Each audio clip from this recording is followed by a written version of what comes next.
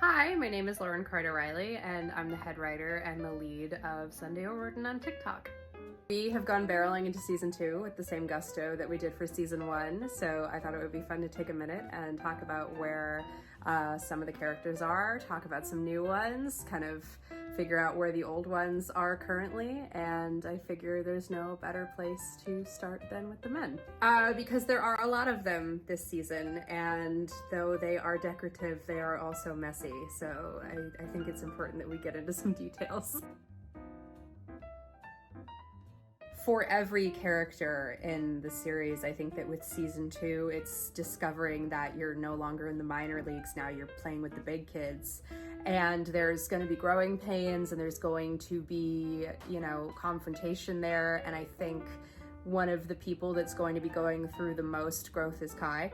Season 1, he really proved himself. He was in some difficult situations. He was in danger pretty intensely at one point, and now I think he's sort of thinking he can let loose and have fun, but he's also discovering, like everybody else, that this is a serious business and he's committed himself to it. And there's going to be some growing pains involved, and there's also going to be some reminders that, hey, this is not like, you're not having tea, at the country club. You're working in organized crime. But within all that, I really wanted to explore Kai stepping into his own. He's had his top surgery. He's gotten a little bit more money than he's used to having. He's in a totally new country. He's experiencing things for the first time. And I thought it was really important that people see him having his hot boy summer while also confronting his place in the world. And is this what he wants to be doing for the rest of his life? Because he's sort of, signed a deal with the devil, even though the devil is one of his best friends. He's gonna be busy this season. He's gonna be cleaning up a couple messes. He's gonna be making some. And I think ultimately the relationship between him and Sunday is going to be tested, just because their world is shifting and their dynamic is shifting, and there's going to be a lot of decisions that they're going to have to make separately, but also together. Alex has really gone quite literally from prison to the penthouse, and I think that journey for him is exciting, but it's also a little scary, because I think that he has seen what happens when you get caught doing things you're not supposed to, and I think that he's a bit more cautious. But I also think that, like everybody else involved with this season, this new lifestyle is exciting to him, and he's gonna work really hard to maintain it. I think the first couple of episodes, him and Sunday are in a really comfortable place. I think that they've sort of accepted each other's flaws, and they've accepted how strange their relationship is, while also working towards the same goals and both wanting to do well and both having something to prove. But it's never really fun as a writer to keep things simple for your characters. So I'm certain that those things are gonna shift, and there's going to be drama, and there's going to be mess again, and it might be an even bigger mess than season 1. I am a little partial to the dynamic that Sunday and Alex have together, that sort of bullying your best friend relationship, even though that you would really do anything for each other. And I also think it's interesting that Alex is so close with the twins, and he really is, apart from Antonia, the person that knows Sunday the best and has seen her change the most. So he's going to keep watching her change. And the question is, from what distance, if any distance at all, is he going to watch that from?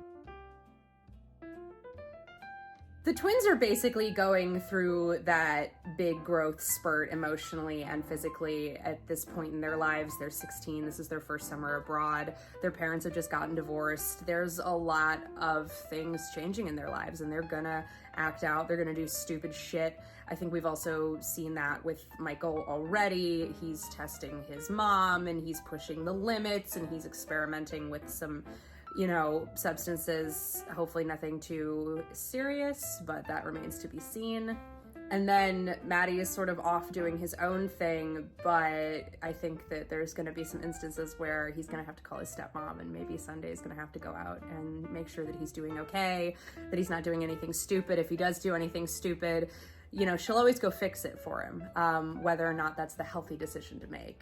I think that Sunday's biggest character flaw is her need to sort of take care of everybody.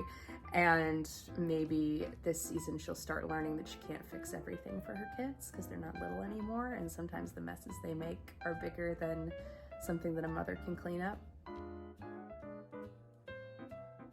Dom is all over the place this season. I think that even though he's an entire continent away, he's still trying to micromanage his wife and his children and is getting, every response about that he can. The only real card that he still has to play is that they are still legally married. He's not signed the divorce papers yet, but you can only hang on to that for so long before you eventually have to let it go. If and when he decides to let it go is the big question. There's also the question of his family and how they're going to be involved, and it's not the family that you think. There's an entire different crew that are going to be coming in, and now it's not just the Maraschinos anymore, it's the Maraschinos as well as Louise's family, who are the Piattas, and the men of that family are, just as bad, if not worse, than the Maraschino men. I think that Dom is still a decent person. I think that he still has a very strong compass of what is right and wrong.